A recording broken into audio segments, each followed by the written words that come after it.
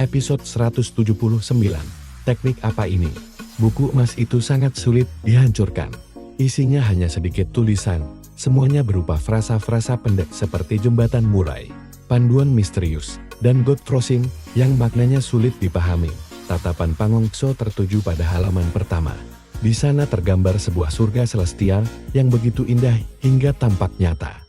Cahaya keemasan yang memenuhi seluruh aula berasal dari lukisan itu. Di depan surga tersebut berdiri sebuah jembatan yang telah runtuh.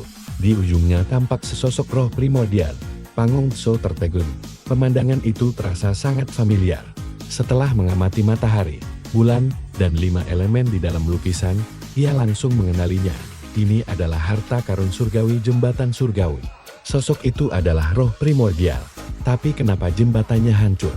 Bukankah jembatan surgawi desa Carefree sudah berhasil diperbaiki? Ia segera membuka halaman-halaman berikutnya. Setiap halaman berisi diagram sirkulasi ki vital yang berbeda. Mulai dari teknik embryo rock, 5 elemen, 6 arah, 7 bintang, penyatuan roh primordial dengan ki vital, hingga cara membuka gerbang kehidupan dan kematian untuk melihat Yulu. Saat membuka halaman ke-8, jantungnya kembali berdebar. Di sana kembali tergambar jembatan surgawi. 7 diagram sebelumnya ternyata menjadi dasar peredaran ki vital untuk diagram terakhir ini. Seluruh aliran ki berubah secara luar biasa, seolah-olah ada kekuatan misterius yang menariknya. Ki vital itu membentuk jalur baru di atas jembatan yang telah runtuh, jembatan murai. Mata Pangong Tso membelalak. Ini adalah metode untuk menyambung kembali jembatan surgawi yang telah rusak di tangannya. Sedikit gemetar saat membalik halaman berikutnya, roh primordial kini telah berjalan hingga ujung jembatan murai, tetapi masih terpisah dari surga celestial oleh celah terakhir yang belum tersambung. Pada saat itu, jalur sirkulasi ki vital kembali berubah. Kekuatan dari surga celestial perlahan menarik ki vital itu, hingga sebuah jembatan baru mulai tumbuh dari sisi seberang. Panduan misterius. Mata Pangong Tso berbinar penuh kegembiraan, namun ia segera menenangkan pikirannya sebelum melanjutkan membaca teknik. Yang tercatat di buku emas itu begitu rumit, sehingga bahkan dirinya yang telah hidup puluhan ribu tahun pun tidak sanggup membayangkan langkah pertama untuk menciptakannya. Namun, orang-orang desa Carefree benar-benar berhasil melakukannya. Ini adalah kitab yang melampaui seluruh pengetahuan yang kukumpulkan sepanjang hidupku. Jadi bagaimana kalau bocah Kim dulu mencuri sebagian hartaku? Dengan kitab ini, aku pasti bisa menembus alam jembatan surgawi dan menjadi dewa. Ia berdiri dengan napas memburu, meski telah hidup lebih dari 10.000 tahun.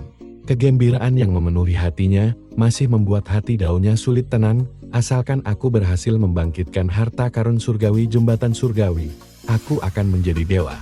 Aku harus segera meningkatkan kultivasiku. Saat itulah Grand Shaman dari Istana Emas Roland masuk memberi laporan.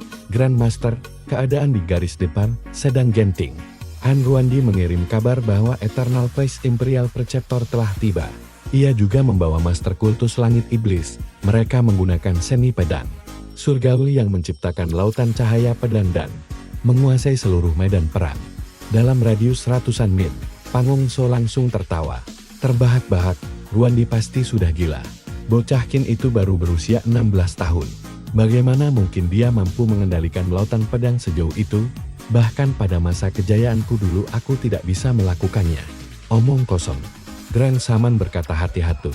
Han Ruandi berharap Grand Master bersedia mengirim para ahli Istana Emas Roland untuk membantu.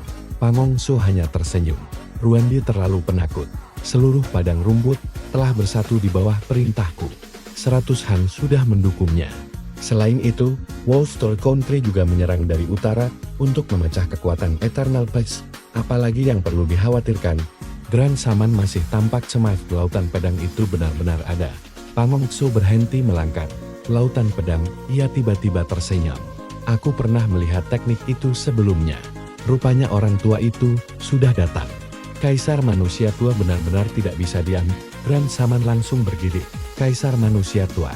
Kalau dia sudah muncul, justru semuanya menjadi lebih mudah. Pangong Tso tersenyum tipis. Pergilah ke Gunung Surgawi di bumi barat dan undang orang-orang surga tinggi dengan dupa. Katakan bahwa Kaisar manusia tua telah keluar dari reruntuhan besar. Sementara itu, aku sendiri akan memimpin para ahli Istana Emas Roland menuju garis depan. Grand Saman terkejut.